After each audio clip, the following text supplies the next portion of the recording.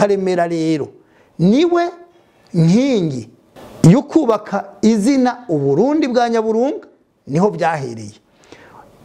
Naho Ntare Rushatsi Cambara Ntama ariwe yashitse kukugira ubwami bumwe igihugu, ariko byatangujwe na Karemera. Karemera rero yinjiye mu gihugu yagwanye n'ubwami buto buto bwari buhari, kuko mu gihugu cy'u Burundi hariho ubwami bwinshi, harimo nk'ubwo maze kumenya, hariho ubwami buri mu burasirazuba bwatwagwa n'abasambo, hariho ubwami bw'abahinda bwari amajepfo y'u Burundi bw'uno munsi tubona, ndetse naho badutwaye ariya muri Buhayo hepfo niyo haruguru, aho hatwagwa n'ubwami bw'abahinda, kandi ndetse nibwo bwari bukomeye muri iyo region y'icyo gihugu cyatema mata n'ubuki cy'u Burundi. Ubwami bw'abahinda bwari bukomeye cyane, kuko ubwami bw'abahinda nabwo bwakomoka mu banyenkore mu Buganda bw'uno munsi. Niho rero mvuga nti Abarundi, Abanyarwanda, Abaganda ndetse n'ibihugu byose biri muri EAC bagomba kumenya iki kintu, ko ibi bihugu biri muri EAC ushize ko Zambia, Mozambique na Malawi, n'ibyo bihugu byose bigize EAC, ko bose bafitaniye ubucuti bw'amaraso, kubera ko ubwami bwari buhari bwava mu nda imwe. No kuvuga ko hataraza rero imbibe nta kibazo cyari kihari, kuko bari bazi ko nahari ubwami kanaka buri hirya no hino ari indimwe, ari bamwe, ntacyo bagwana bapfa ibindi, ariko ntibapfa ubwoko, kuko bari bazi ko ari bamwe. Aha rero nkavuga ko demokrasi yo ku ntwaro ya cami yari ikomeye cyane, kubera ko uzoba umwami yabazwi ahazova.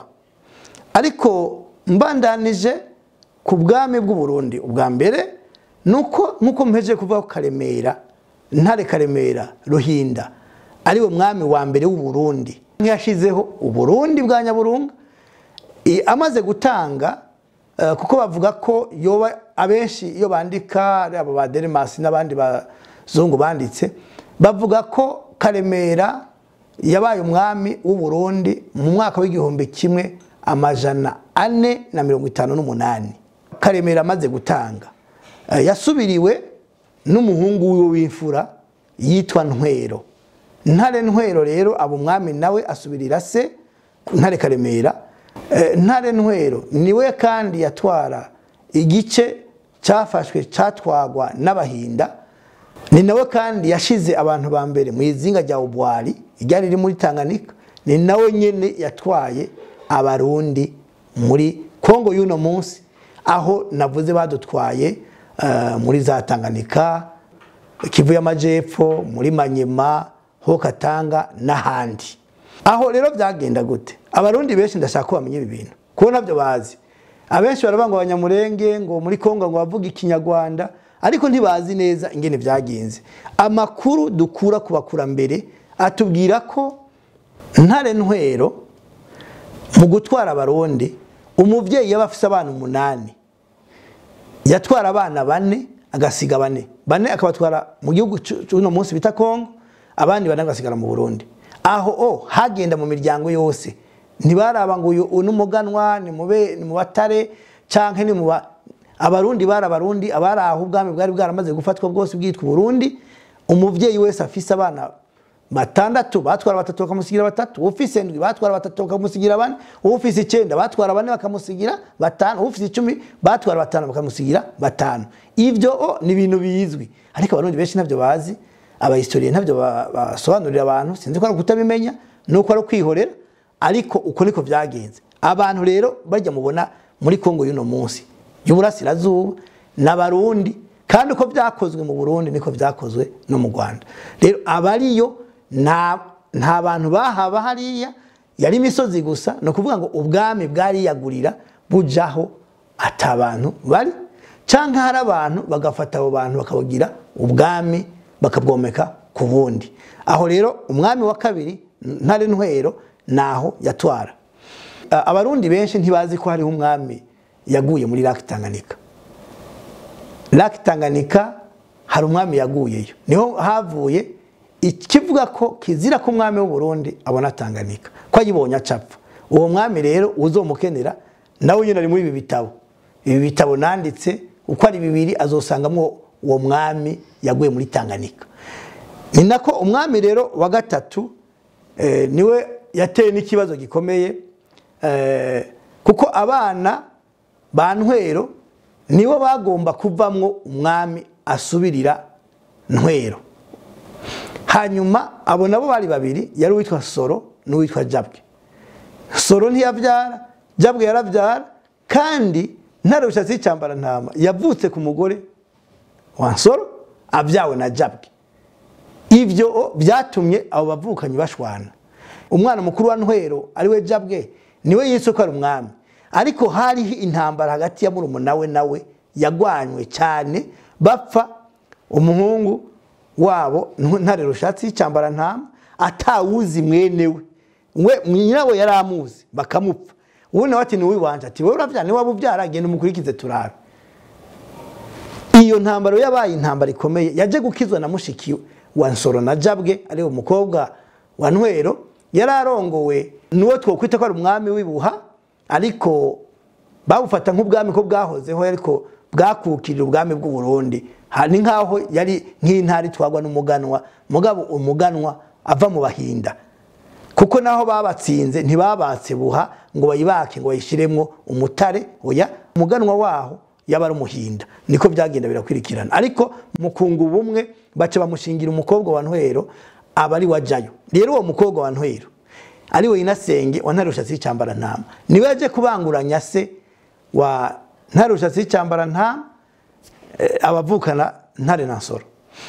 Niko rero kugira igihe abatwara uwo muhungu aza gukurirayo. Naho nyene ndababwire ko burya iyo Imana ishaka kugira ikintu, iyo uje hose ugira ingorane kumwe kwa Yozefu muri Bibiliya.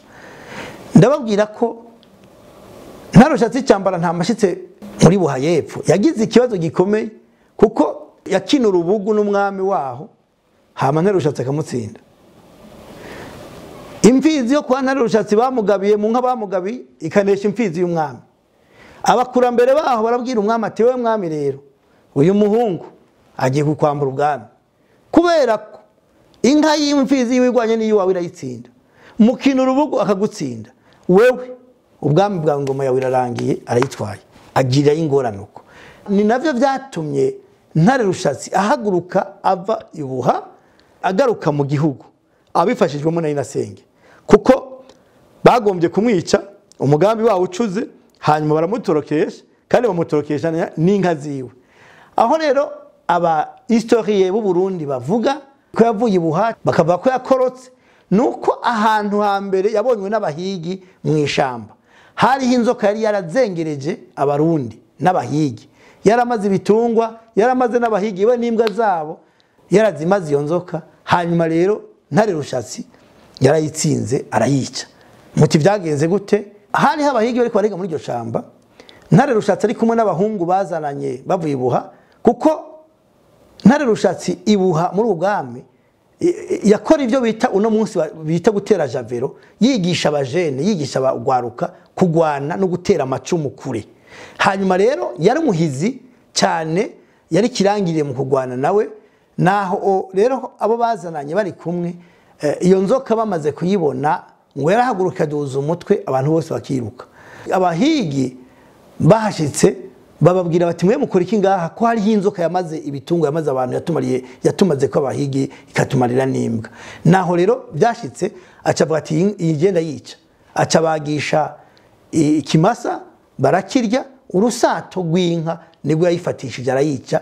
Yagiye agwikinza yiyereka umutwe, yikingiza urusato mu nyuma arayifuka ayizingiramwo, baca bayicumaguriramwo amacumu kugeza iyo nzoka ipfuye. Abahigi rero bari babi Burundi nabo bari kumwe, bose baca baravuga ati uri gitangaza, uri kirangire, bamukomera mu mashi ko ari gitangaza.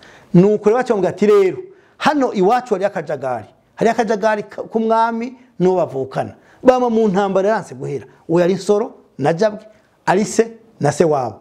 Noneho rero baca bamanukana na Ntare Rushatsi y'Icambarantama mu Burundi. Yewe bavuga bati kandi rero wowe twamaze gukwimika, ni wowe ubaye umwami udukwiye kwiyinzoka.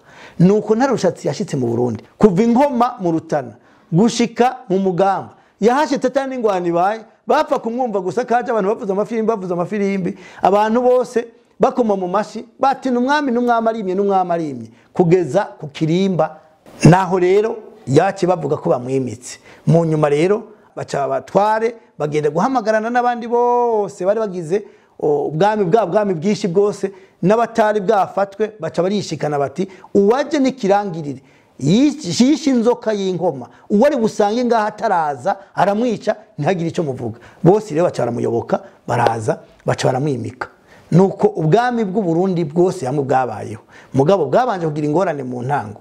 Aha naho nyene ntivyaheze, isubirizwa rya Ntwero ryazanyemwo ibibazo bikomeye mu bana ba Karemera. Niho havuyemo abana bo kwa Karemera, uwitwa Gatamba n'uwitwa Ruremesha.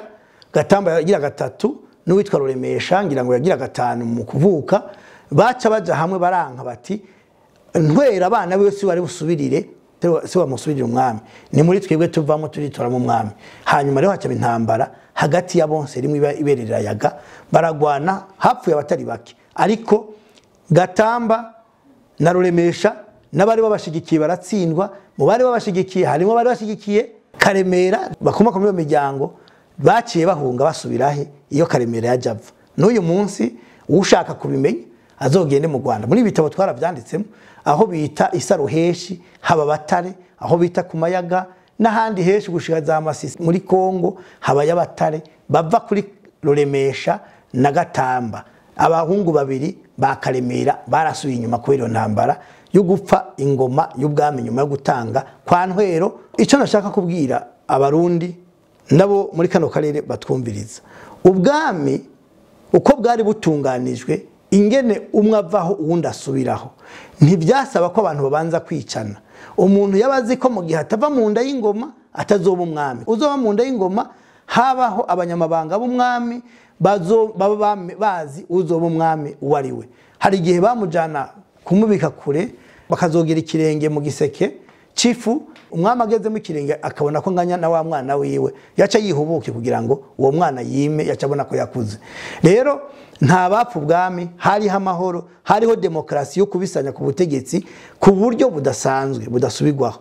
Abami rero mu gutwara bafashwa kenshi n'abana babo n'abantu b'ibirangirire mu gukunda igihugu no mu kwitangira igihugu. Ico twovuga ko zari nk'intara zatwagwa n'abaganwa bakomoka muri iyo nda y'ingoma, cyane cyane bakomoka kuri Karemera.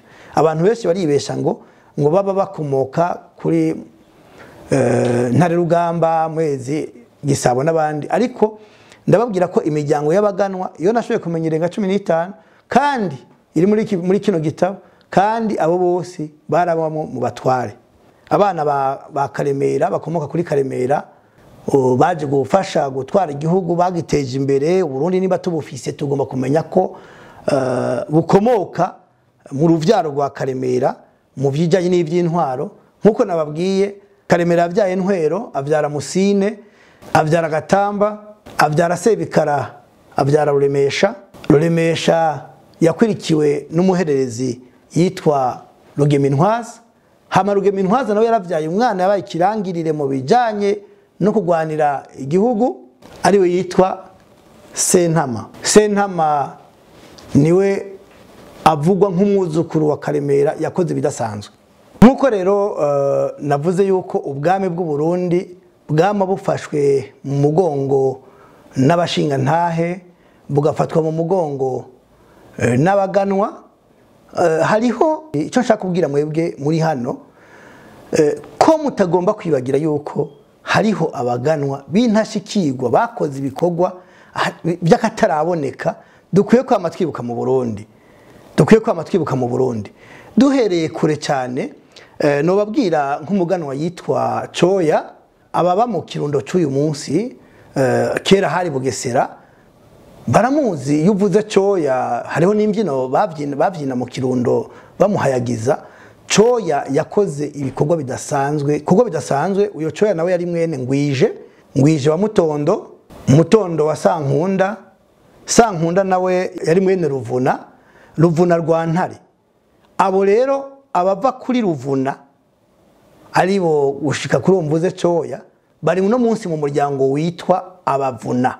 Mu Burundi umurundi wese azi ko ari umuvuna ari mu muryango w'abavuna. Umuryango nkomoko wiwe akomoka kuri Ruvuna rwa Ntare Rugamba. Uyo aba bakoze ibikorwa bidasanzwe, ibikorwa bidasubirwamwo mu bijanye no guharanira imbibe z'igihugu, guharanira ineza y'igihugu.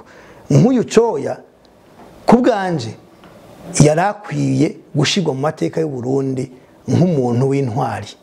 Hariho uwitwa Rwasha rwa Ntare. Rwasha uravye abantu benshi baharaniye Uburundi ko buguma bwitwa Burundi, bagaharanira ububasha bw'igihugu, bamukomokako nk'uko umwami Ntare Rugamba yaharaniye imbibe z'igihugu akazagura. Umuhungu we Rwasha yakoze ibikorwa bidasanzwe, no babwira nk'ikintu yakoze mu kugwanya abari baje gutora abarundi ngo baje kugirwa baja, uwo bita Rumariza. Intambara yari irongowe na Rwasha yabaye intambara ikomeye kandi arayitsinda. Iyindi ntambara ikomeye yagwanye abarundi bagomba kwama bibuka batazi, ni gihe umwami Caka wa Afrika y'Epfo ingoma y'u Burundi, naho ibikorwa byari birongowe na Rwasha. Rwasha ari nka chef d'état major w'ico gihe, yagwanye intambara zikomeye arazitsinda. Rero n'abamukomoka ko nabo babaye abagwanyi bakomeye cyane, ndetse abamukomoka ko nibo babaye intambamye ku bakoroni, bavuga yuko Uburundi buguma bwitwa Burundi, budashobora kwitwa Rwanda Burundi ngo babifatanye, kandi u Rwanda rufise umwami, Uburundi bufise umwami wabwo. Baravuga bati ivyo ntibishoboka. Aho twovuga rero nk'umuganwa Ruvyiro, tukavuga umuvukanyi wiwe Mushirasoni. Abo bakoze ibikorwa bidasanzwe mu kwangira ababirigi ndetse n'abadagi yuko ivyo bakora muri ivyo byo guhohotera abanyagihugu badashobora kuvyemera. Aho rero nitwokwibagira abari kumwe na Ruvyiro na Mushirasoni, nk'uwitwa Mugwengezo, Nteturuye na Ndugu. Abo n'abaganwa bakoze ibintu bidasanzwe mu kuharanira ko Burundi bugira iteka nitekane. Iyo rero tuvuga nk'ibi nitwokwibagira nko kuvuga nk'umuganwa aho yategeka intara, yategeka yabirimwe amahoro, ndetse yabaye imwe mu ntara y'ubuhungiro bw'abatare igihe abezi bariko barabica, igihe naho nyene ibere ryari ryayaze abava indimwe bakicana. Twovuga nk'umuganwa yitwa Karabona aho yatwara hari hatunganye, yabaye intungane ya mbere mu Burundi. Twovuga ko ari nk'uyu munsi batanga ubushimwe bwitiriwe Nobel. Karabona yarakwiye ko aba mu mateka, akaba mu ntwari z'igihugu, kuko yatwariye neza abo yatwara, abamuhungiye ko yarabakingiye kandi abagirira neza, arabagabira. Mu gihe twariko twegereza independence, hariho nk'umuganwa yitwa Muhigwa. Nukuri Muhigwa ibikorwa yakoze ntibivugwa, ariko tuvuze Rwagasore, tukavuga umushikiranganje wa mbere Ngendandumwe Petero, ibikorwa bakoze, jewe havuye abo babiri no kurikizaho ibikorwa vya Muhigwa.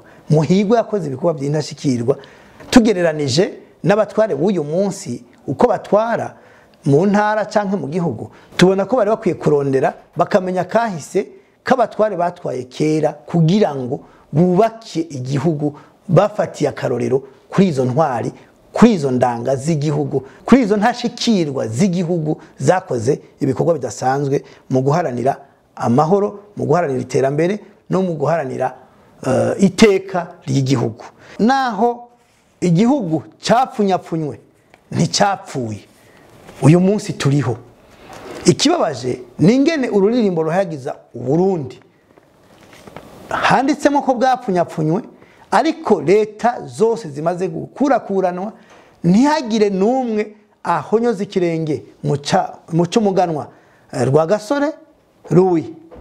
Yaharaniye intayo kwikukira, yariko araharanira imbere yuko bamugandagura, aho yagomba kugarukana imbibe z'u Burundi. Yari amaze gutangura ibiganiro na Nyerere, amubwira ati ni byiza ko tuganira ku kibazo c'imbibe kugira ngo zisubire aho zari ziri.